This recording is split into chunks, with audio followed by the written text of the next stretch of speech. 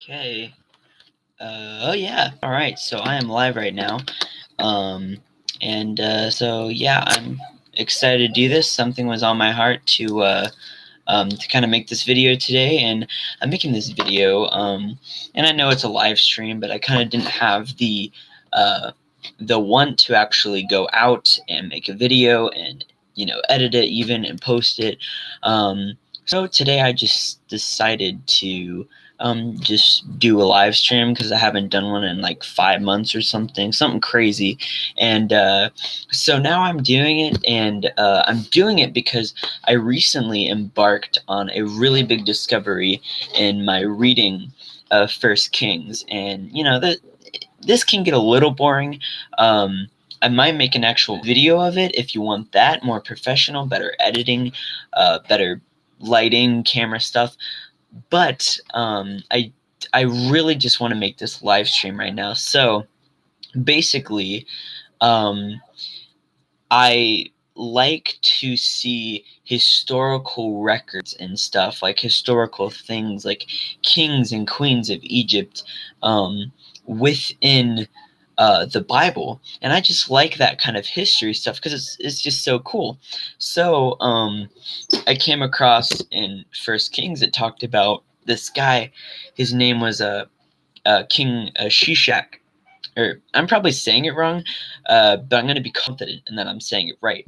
But his name is King Shishak, and he has been corresponded with the actual king of Egypt in that time, King Shoshank. And what's funny is that King Shoshank's the first father in the 21st dynasty of Egypt, his name was Shoshak. So I think that kings and queens in Egypt could have multiple names, which is really cool actually. But today I really want to talk about, not about Shishak, maybe that'll be a different video. There's a lot of historical records on him. There's statues in museums. They found his coffin, probably his mummy. They found many inscriptions of him actually overtaking Solomon in the Bible. So they found that. So definitely Solomon is real, Shishak is real, but we're not going to be talking about them today. We're going to be talking about his wife, Tahpenes. I hope I'm saying that correct as well, and I think I am. I don't know. So Queen Tahpenes, okay? So let's kind of read it. I have a docs up here, so if I'm kind of looking like this or something, or if I'm not really looking at the camera, that's because I'm reading on a docs here, mainly because I didn't want to print it out, but that's okay. So basically, the Bubistite dynasty, the 22nd dynasty of Egypt, is also known as the Bubistite dynasty. Founded by Shoshank I, who ruled from 943 to 922 BC. Shoshank is also known as Shishak in the Bible. We already covered that. And we know that because 1 Kings 11 was written during the time period of his reign. So we know that Shishak is Shoshank. That's funny. Okay, 1 Kings 11:19 says, Pharaoh was so pleased with Hadad the Edomite that he gave him a sister of his own wife, Queen Tahpenes, in marriage. The sister of Tahpenes bore him a son named Genubath, whom Tahpenes brought up in the royal palace. There Genubath lived with Pharaoh's own children. And we even see Genubath later talking to the Pharaoh of Egypt, or maybe that was someone else in that chapter. But basically, the mystery is here. We know who is corresponded to Shishak, right? Shoshank. So here's a little biblical insight here, and what's really cool. So Tahpenes, right, is called the Queen of Egypt, basically the wife of the king. It says it in verse 19, Queen Tahpenes, right?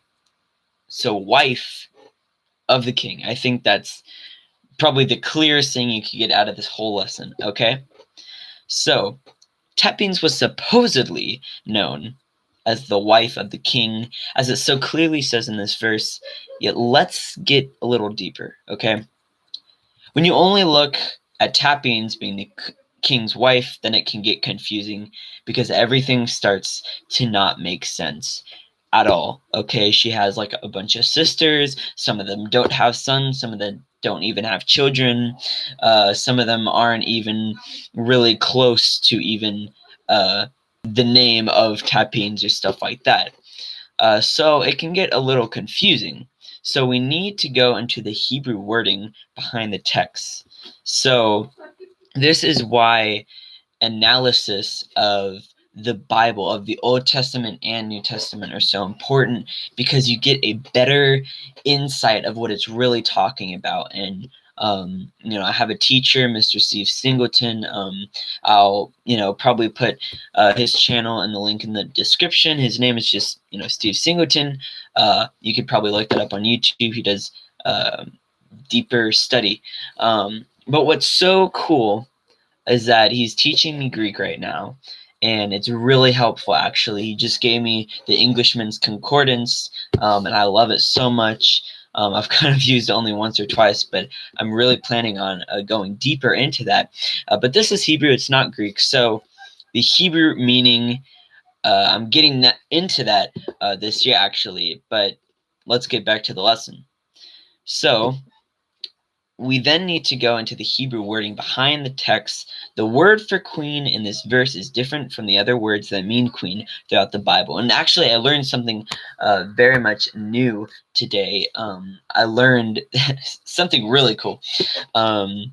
Basically, throughout the Bible, the word queen is actually assigned. There's a different word assigned to each queen. And I thought it was just like the one word that meant queen throughout the whole Bible. But no, there's a word assigned to Queen Tahpenes, Queen Sheba, all these different queens in the Bible. Okay, so I went into the Hebrew analysis behind this verse in the Bible, and it showed something incredible. Okay, this is by far like maybe the only, if not the coolest discovery I've ever made by myself in the Bible, and I probably haven't discovered it before. I found a Hebrew article the other day that was actually talking about how it means what I'm about to say.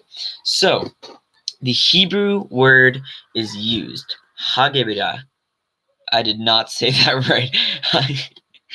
Hagebira. Okay, so I'm going to put this in the chat just so you can see the word, and you can also go onto BibleHub.com and look up the verse 1 Kings 11:19 and see the Hebrew for yourself. But basically, this is the word in Hebrew. Okay, Hagebira. And if anyone knows how to speak Hebrew, I would love to know how you say that. And I will probably know possibly next year or even in a few months. I don't know. But yeah, I need to learn Hebrew. But so that's the word. It has only 2 occurrences within the whole Old Testament Bible, but Old Testament because only Hebrew is used in the Old Testament.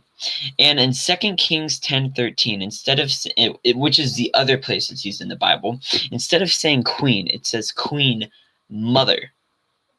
Queen mother. Okay? You see where I'm going? The Hebrew word is, of course, it means queen. It's not referring to the queen as in the wife of the king. It's referring to the mother of the king. It's referring to the mother of Shishak, okay? I just realized that it's like Shishak, Abednego. I don't know. It's not the same name, but that was just weird. Okay, so it's not referring to the queen of Egypt. It's talking about the mother of Shoshank. Okay, therefore, it would correspond the name Tahpenes to a queen by the name of Tensipe, who is a real queen who doesn't have any like statues or records like that. But basically, she had a sister. So it's talking about how Ganubath. So now we have identified who Tahpenes is. That's Tensipe, right? Tensipe. I think that's how you say it. So it talks about how Ganubath was the son of her sister, and I found out this is Tensape. So Tensape had only one sister, one brother, and the sister actually only had one son, and that had to be Ganubith. And the sister's name is Tahpenes. Tahpenes, sure. And so, boom, biblical mystery is solved. Okay, so, yeah, so, thank you guys for watching, of course, and I know like someone literally just joined, and I feel so bad that I'm already ending this video, and you can, of course, go back. And they just left. Okay, so,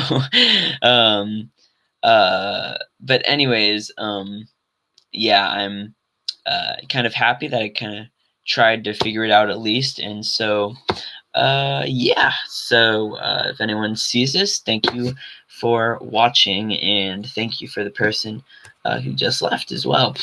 So, yeah, I'll see you guys later. Peace out. We're these lamb. Goodbye.